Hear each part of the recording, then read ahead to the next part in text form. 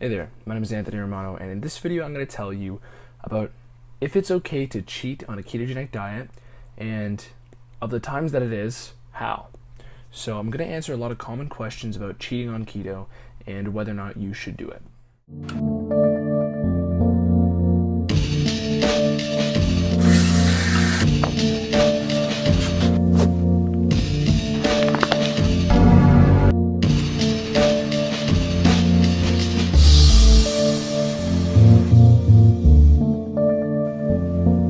So I've been doing the ketogenic diet for 7 years, and I've cheated on it in proper ways and improper ways, and I've experienced all the good and bad results of incorporating carbs and even cheat carbs on a keto diet. So the first thing I will say is that you actually don't need to cheat on keto, okay? I want this question answered right out of the gate because you don't need to. It's not a diet where you're actually eating carbs, so your blood sugars aren't getting spiked, your blood insulin isn't getting spiked as high and as frequently, and overall, as a result of that, your cravings are going to drop dramatically.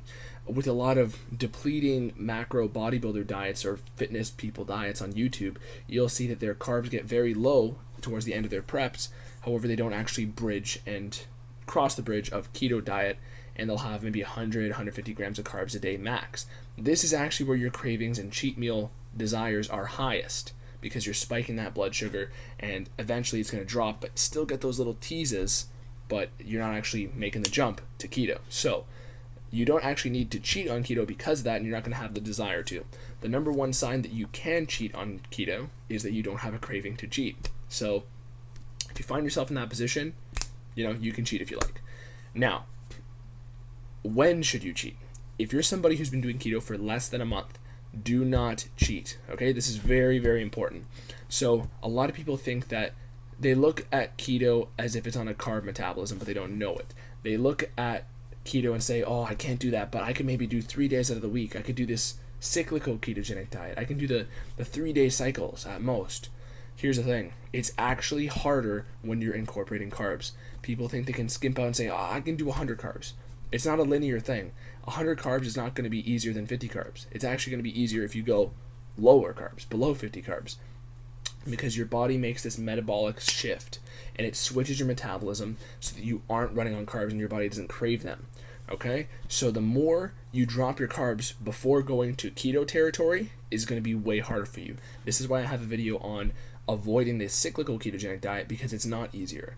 It's something that's only for keto pros, and you shouldn't be a new person who has been doing keto for a month or less hopping into regular cheat days or cyclical ketogenic dieting or targeted ketogenic dieting. So any sort of carb inclusion is not welcome if you haven't been doing keto for at least a month, okay? And I'm being generous with the month, okay? You really should go for longer than a month before you consider cheating, okay? Get to the point where you don't crave it. Now, when it comes to actually cheating on keto, of course you have to be adapted. So this applies for everything I'm about to say in this video. You have to be adapted. You have to be doing this for at least a few weeks of actual keto. Not keto with a fruit in the day, not keto with a couple, like a small bowl of rice. No, actual keto, okay? This is something that a lot of people tend to struggle with. And if you're interested in keto and how it feels and just the lifestyle of it and the fat burning effects, all of those metabolic benefits, all those detoxifying benefits, you have to cut out the little bits of carbs, you have to cut out the little bits of fruit, you have to go full keto, okay? Only carb sources are going to be green vegetables. Now that we got that out of the way, when it comes to actually cheating on keto, there's a few things you have to consider. I'll tell you what they are now, and then I'll explain them. There's the timing, there's the source of carbs, there's the amount of carbs total. You have to consider any exercise you're doing. You have to consider the bounce back of how you're going to recover. You have to consider preparation, and you have to consider alternatives, okay? So I'll start in reverse order here with alternatives, okay? Number one thing, you can get a lot of your taste satisfied by foods that don't actually have carbs in them. This is what I do, and I have other recipes. I have chocolate recipes with healthiest grass-fed butters, very healthy, nutrient-dense foods in these snacks, and they're healthy for you. There's no sugar. They're not going to mess up your metabolism. So look for alternatives first. Look for snacks that you can have that hit your taste, your palate, so that you get the satisfaction of sweet. This is, for me, part of the reasons why I got into a point where I don't care to cheat, because all throughout the building up of my adaptation to keto, I would just have keto foods that were sweet, keto foods that allowed me to get the salty, keto foods that allowed me to get every taste that I wanted. And basically, as a result of that, I got into a point where I don't need to cheat, but I can if I'd like. So, in general, hopefully that didn't ruin the audio quality too much. In general, when it comes to alternatives, look for some first, look for some recipes, look for options that don't include sugar. Okay, that's one way that'll make all this way easier. Now, when it comes to actually cheating, the timing I've went over. The amount is what I'm focusing on now. The amount of carbs you're eating is very critical, because I don't advise for full-on cheat days. Some people will say that you should do a cheat day, and one of the common ones was that you can do 6 days on and then the 7th day cheat day, right? So 6 days keto, 7 day Cheeto, okay? And this is not something I advise. You can do this if you've been adapted, but the best way to do this is actually a targeted ketogenic diet, which I have explained in other videos. Basically, that means you eat your carbs around certain exercise days, and you can do it more than once per week. However, again, you'd have to be adapted. Now, for amount, if you're consuming more than a cup, like 200 grams of carbs in that day, right? You absolutely want to consider the source. So this would mean you're not getting your source from processed sugars and garbage, okay? That's just one premise I'll put. When it comes to the total amount, if you're getting it from slower digesting carbs, that will be less of a shock to your body. However, the total quantity of carbs can still shock your body. That is the number one thing I want you to avoid here.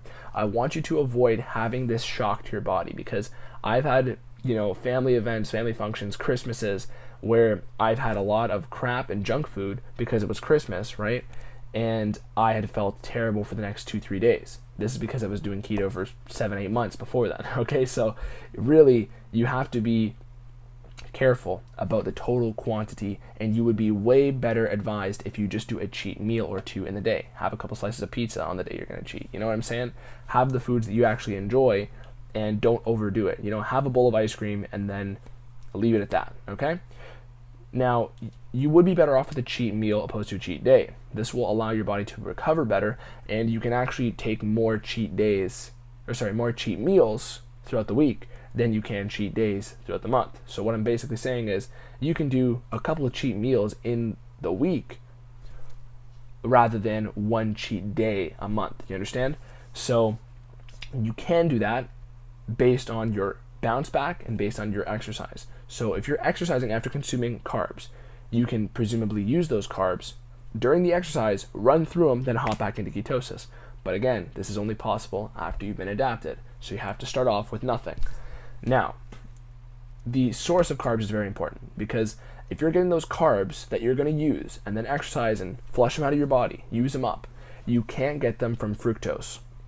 You can get small amounts, but here's the understanding, okay? Fructose is the sugar from fruits, okay? A lot of processed snacks will include higher doses of fructose because it tastes sweeter than regular sugar. And if you're consuming high amounts of fructose, this is going to get processed in your liver, and it's going to create a lot of oxidative stress in your body. It's going to tax your liver, and it will make you feel like shit, okay? You would be much better off with a quicker digesting carb like dextrose, for example, and basically consuming foods with it, and then after that, using it for a workout, hopping back into ketosis right afterwards, right? Your glycogen stores would be filled up, then tapped out within 45 or so minutes of exercise, and then you're back into keto. That's much more sustainable than cheat meat days, and it's much more sustainable than regular cheat meals, okay? Doing it once or twice a week at most. You can do it more frequently than that if you're totally very adapted, fat adapted, but that's a topic for another day. Now, with the sources, again, you want to be very careful about the total quantity. It's very easy to binge on processed sugar and very modified sugars, and you often will find yourself having them in higher doses. So don't overdo it if you're going to have ice cream. Don't think because I'm having ice cream, I'll just have all the ice cream here. Don't do that. Try to avoid that. And try to have some moderation here, okay? Have a couple slices of pizza, have one little scoop of ice cream or something like that. Better off if you got some keto ice cream or something like that, right? Something with better macros, less sugar. and then stop at that point, okay? From there, this is where you can start the bounce back. So the bounce back is very easily hacked if you have some exogenous ketone supplements. Exogenous ketones, which I got right here, are basically ketones that enter your body and instantly put you in ketosis. You can use either specialized MCT oils or exogenous ketones to do this. And I prefer using the ketones because they will halt your appetite as effectively as you can. They're basically the best supplement you can get for appetite suppression, especially on a ketogenic diet. So you can use that to kind of hop back in after a carb meal. You can hop back into ketosis quicker, minimize the recovery, because it will typically take you a couple days of not eating carbs to hop back into ketosis if you've truly binged. And from there, this will help reduce a lot of your symptoms if you have any symptoms of fatigue, lethargy, or if you feel like crap because you overdid it. So try not to overdo it. I really don't want you to experience the terrible feelings of a carb binge and overdoing it after keto. But here's the deal. Some people will tell you this is a fad diet. They will tell you it's a diet that's a crash diet, and you're going to inevitably consume carbs again and overdo it. This is not the case. This is literally, if you do anything in excess, you will have a crash. Okay? If you do keto for 7 months and then you have a ridiculous amount of sugar, of course you will feel terrible. Okay? This is something where your metabolism changes. It's not going to crash. It just changes lanes. Okay? This lane is just as much potential as the carb lane. Okay? Strange analogy, but the point I'm making is this isn't a crash diet. And one of the other tips you can do to help that bounce back is to, of course, really drop your carbs afterwards and raise your fats, because this is going to satiate you. It's going to reduce some of your cravings and reduce your insulin spikes and your blood sugar spikes. One last tip for preparation I'll throw to you here is that you can take apple cider vinegar on your cheat days, because this will lower your body's response to blood sugar raises. So let's say you know you're going to eat carbs on a certain day, right? It's always good to have a plan. It's always good to be aware of when you're going to cheat, because this will also keep you more accountable, so you aren't just cheating at willy-nilly. Okay? Know the days that you're going to cheat. Know the days that you're going to have carbs, and if you squeeze in at 50 extra carbs but from a food you really like, that is the most optimal way to cheat, especially if you exercise right after that, and then, if you need to, have some ketones. Now, for the blood sugar spiking and the apple cider vinegar, if you have apple cider vinegar on a day which you're expecting and anticipating to have carbs, your response in terms of blood sugar raise from eating carbs will be lower. This is good. You don't want your blood sugar to spike extra high on the days you're going to be eating carbs, because this will, has a better potential to make you feel terrible afterwards after cheating. It makes you less likely to binge, and it also makes the overall effect on your insulin less. So insulin reacts to blood sugar raises, and you want to minimize those on the days that you're eating carbs. Okay? This will also go down the line to prevent any terrible feelings or flu-like feelings, right? The keto flu is a topic for another video. It's completely unrelated to this, but you will feel terrible if you overdo it, so don't overdo it. Now, covered source, covered bounce back, covered exercise, preparation, alternatives, and timing. And the most important thing I will say is that cheat meals are not mandatory. You don't need to think of it like a typical macro-based diet, because you're not going to crave them. You're also not going to need them, and they don't offer much for you. They're not going to halt your fat loss that much if you do them occasionally. Okay? It's not going to be a big deal. It's more so about if you're somebody who's doing keto for the lifestyle benefits, you can throw in a cheat day here and there. You can have carbs. You don't have to feel like you're restricted. It's just that if you're doing a fat loss diet and keto is your choice, keep it keto. Okay? You have plenty of alternatives, but if you are going to cheat, do it in the ways I mentioned. Keep it to cheat meals would be optimal. Consider the total quantity of carbs you're having. Consider the total sources or the types of sources you're having, and keep it from healthier, less processed foods. That would be a better solution. So overall, hopefully that was useful to you. Hopefully that gave you some clarity on how to actually cheat and consume carbs, not in a binge way, but potentially in a bingey way on keto. So thank you for watching. Click the little notification bell. subscribe to my videos and ask me questions. I answer everybody, and maybe I'll make some more videos on this topic if you guys like it. So thanks for watching. Peace.